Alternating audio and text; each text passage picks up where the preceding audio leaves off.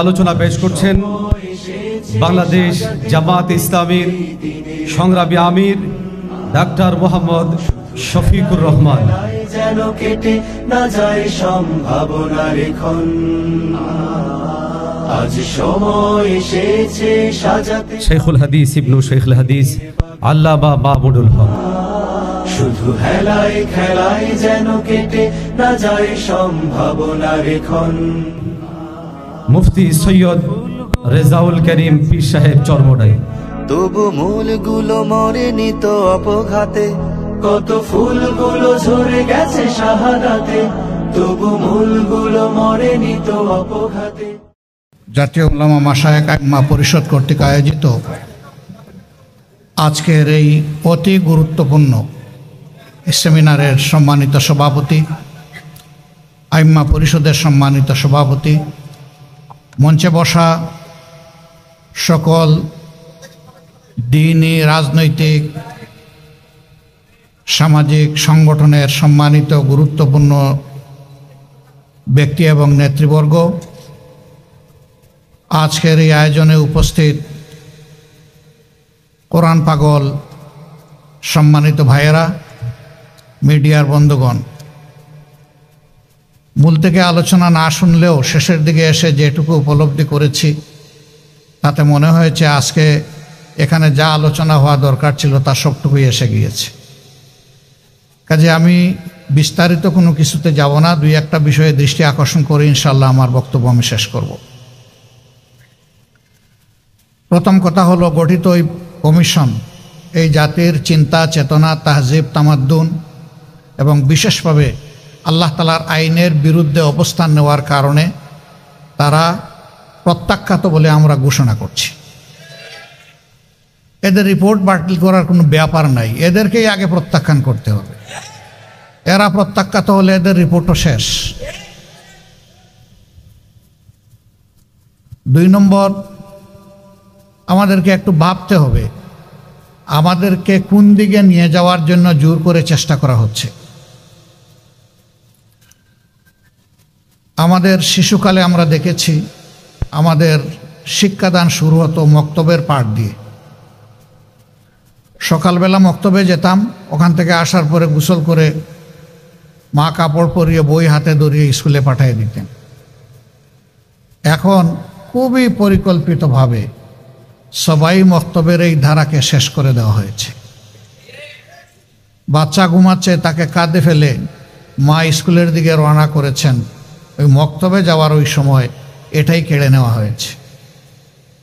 ইকরা বিস্মি রাব্বিকাল্লাযী খালাক দিয়ে যে শিক্ষা মুসলমানের বাচ্চা শুরু হওয়ার কথা, সেটা অন্য কিছু দিয়ে স্কুলে গিয়ে শুরু হচ্ছে, এই জায়গাটা শেষ করে দেওয়া হয়েছে।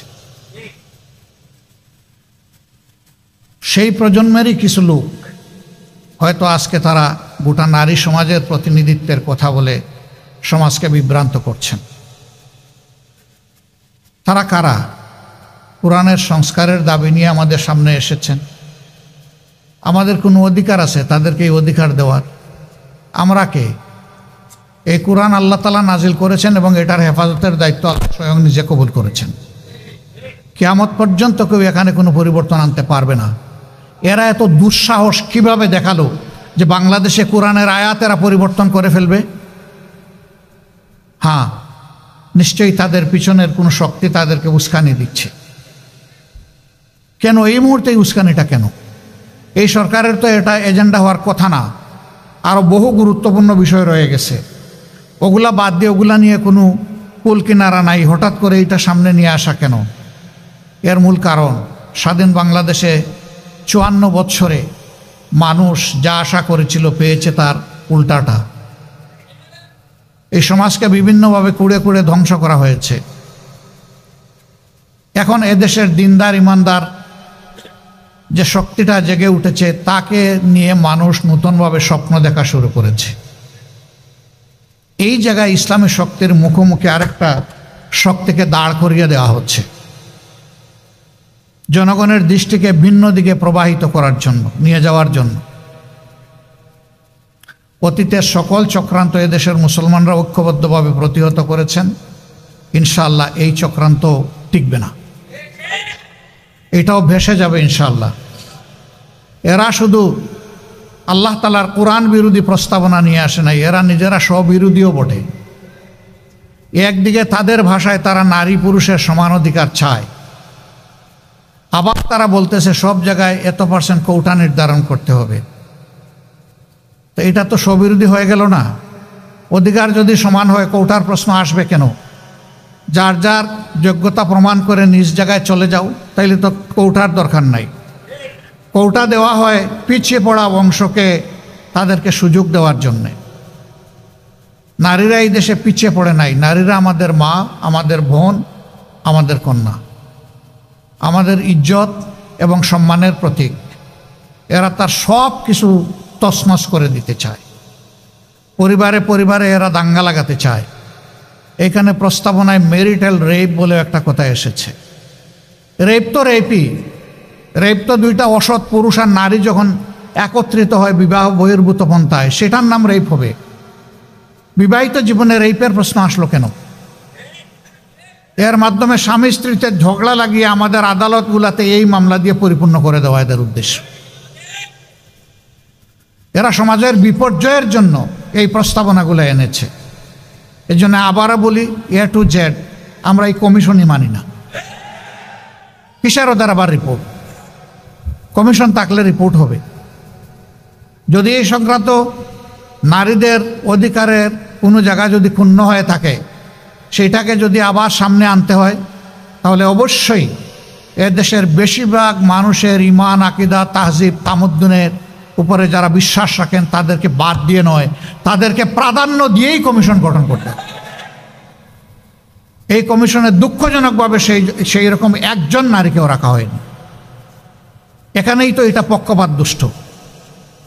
আমরা এটা মানব না, আমাদের সাফ কথা, এটা মানব না আমরা। এর জন্য কোনো আন্দোলনেও আমরা যেতে চাই না, কিন্তু যদি আমাদেরকে বাধ্য করা হয় অবশ্যই আমরা আন্দোলনে যাব।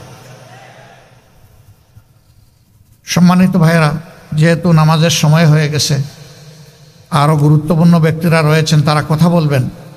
এই জন্য আমি আমার দলের পক্ষ থেকে আজকের এই আয়োজনের প্রতি পূর্ণ সংহতি প্রকাশ করার জন্য এখানে এসেছি। ইনশাআল্লাহ আমরা হাতে হাত ধরে দিন এবং সমাজের সকল কল্যাণকর কাজ একসাথে করব ইনশাআল্লাহ। এবং আমরা বার্তা দেব যে আমাদেরকে ভাগ ভাগ টুকরা টুকরা করে তোমরা আমাদের মাথায় আর কাঁঠাল ভেঙে খেতে পারবে না। আল্লাহ তাআলা আমাদেরকে তৌফিক দান করুন।